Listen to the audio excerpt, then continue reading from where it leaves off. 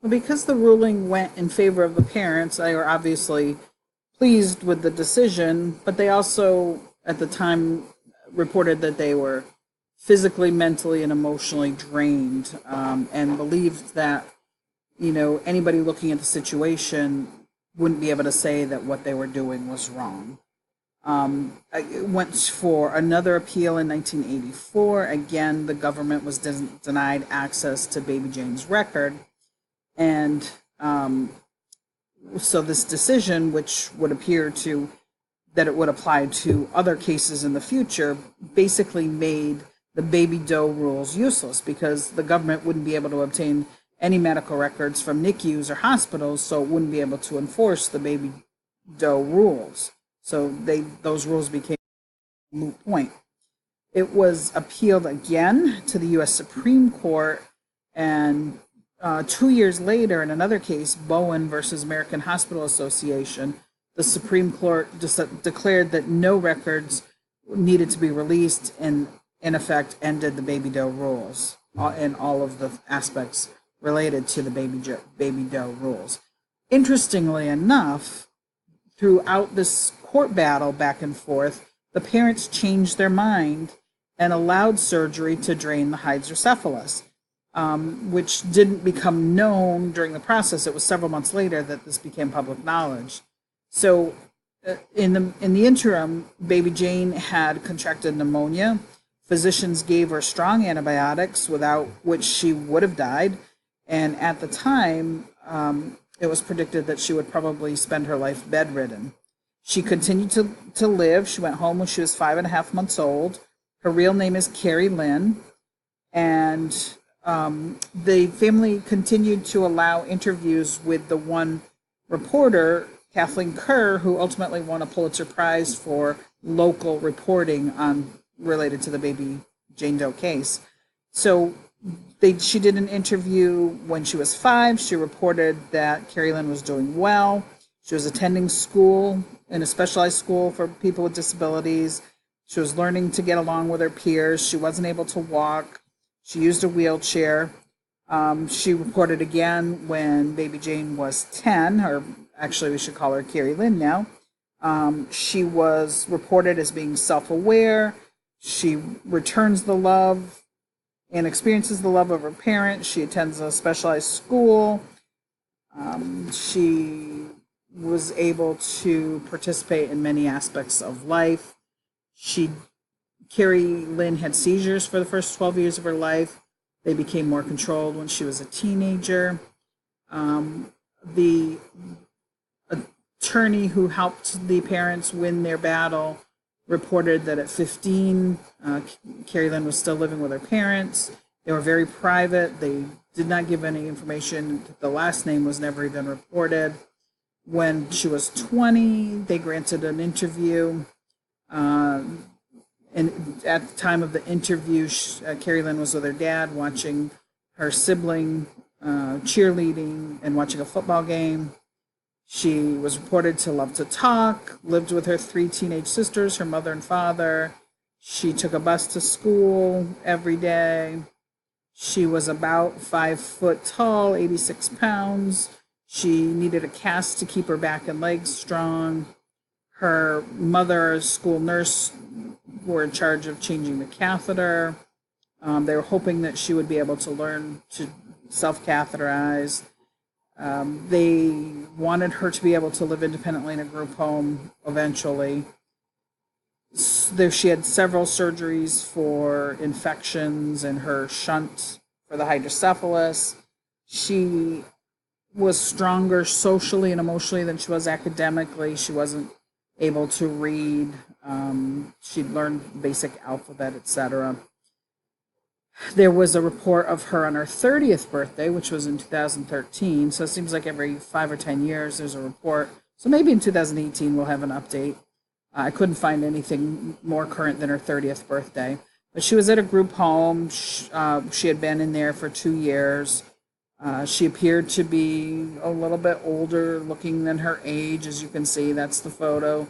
Here's the photo of Carrie Lynn. She does look a little bit older than 30. She did take medication to control her seizures. She wore a body brace for her spinal support, and I'm sure to prevent contractures. She liked to play solitaire. She liked playing on her iPad. And at the party, mom reported that she's happy and that she, mom, is content. Just taking it one day at a time, which is the only thing you can do with a child with disabilities. So Carrie Lynn had the parents continued with their decision in the court victory. At 30, she's 35 years old, approaching now. She would not still be alive. So that brings us to one more issue, and that's the bias in the media. So the reporting of this Baby Jane case, and I remember it well, was all over the media in every print, visual source, and it raised a lot of disturbing questions, especially when we consider that Jane not only survived, but she had a life that was meaningful. Remember that the doctor testified that she would never achieve any meaningful interaction with the world or any interpersonal relationships. So why did that opinion supersede everything else? And, that's really the question. So the momentum of the media at this time was in support of the parents. And, with the medical ethics aspect that became so strong that the medium, anybody who was dissenters were portrayed as bigots or, just unconscionable human beings. People read the reports of the Baby Jane Doe case and had their minds already made up. There were interviews with Dr. Koop, who was painted as a fundamentalist, and they really annihilated C. Everett Koop at the time, who, remember, he was the Surgeon General and was against not providing treatment to these babies. So, Koop's responses, and again, he was vilified based on his responses. And during the interview, he just said that there appeared to be discrepancies in the medical chart and that he wanted to see what was best for the child. Today, that's a very reasonable response, but he was vilified for that response. There was a lot of bias in the media, and they, just went along with what this one doctor said instead of really digging deeper and looking at all of the issues. You can see today that we've come a long way, and that certainly wouldn't be the issue currently. Now we know things that weren't presented that really should have been presented. The 31 centimeters of her brain is indicative of more typical cognitive function. Clearly, she didn't achieve that, but that would have been enough to provide the evidence that we should look deeper into the situation. And yet everybody accepted the doctor's negative prognosis and dismissed what the guardian ad litem had said, who was called a fanatic at the time. So, in retrospect, looking at the hospital's motive in it is, what was the hospital's motive in fighting this so adamantly? Were they trying to protect the family and the child, or were they trying to protect themselves in these discrepancies that were within the chart? So it's hard to say. But, certainly the media was biased in this case. So let's move to, in this topic, talking about the ethical issues related to these impaired babies. People at the time, sometimes, there were arguments on both sides, particularly the Baby Jane case. And some people were saying that, rarely, because most people were on the parent's side, but were saying that the parents selfishly didn't want Baby Jane to live. Why not let the family find the meaning of life by providing the love and attention necessary to take care of an infant that's been given to them? And that was Dr. Koop's argument at the time. So reluctance to raise a child with profound disabilities isn't necessarily selfish, and maybe simply realistic. for a couple raising a child with a severe disability, it often means that a parent has to give up a job. Because people with Down syndrome have an average lifespan of 50, maybe a little bit longer in some cases, some live into their 70s, many children or adults, ultimately adults with Down syndrome, outlive their parents. And is it really selfish for a parent to decide that they're not called upon to spend their lives caring for such a person, especially if at birth they can choose to have a normal child? So should we be required to spend a lifetime caring for a child with a disability when we have the ability currently to have a child without a disability? So that's, the ethical issue. That's both sides of that ethical issue. But, on the other side of the coin, advocates for people with disabilities argue that children with disabilities can't be allowed to die merely because they don't fit within the parent's plan. They're still a person. And part of the responsibility of having sex and thinking about having children is to accept whatever comes along. You can't let parents adopt the attitude of, I only want to be a parent if my child is healthy and normal. That's the other side. But if we don't consider the family's good in some way, are we then implying that every family must accept the birth of an impaired child no matter what? So again, two sides of a coin.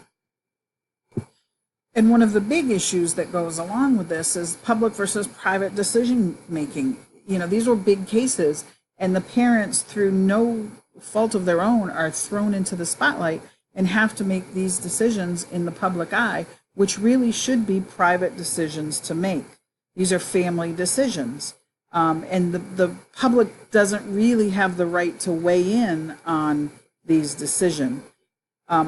However, you're talking about life and death situations, and as a society, we don't tolerate child abuse in the private homes of citizens. So is this, abuse? And if it's abuse, does the public then have a right to know?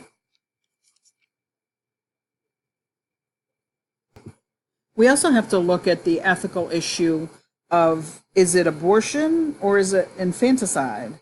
And today, many pregnant women undergo amniocentesis or sonograms or other testing, and if the results indicate that the fetus has some sort of chromosomal abnormality, many terminate the pregnancy and try again for a healthy baby. It's pretty typical practice. And these abortions can take place legally late in the second trimester when the fetus is large enough, and generally at a stage of development where some premature babies can be saved.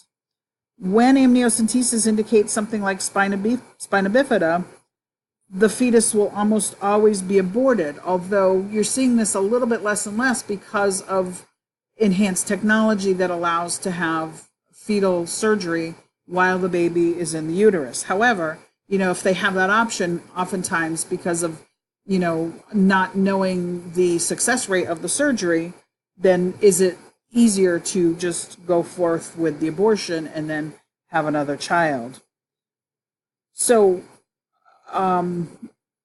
if we're saying that spina bifida justifies abortion, does it also justify letting a newborn with spina bifida die?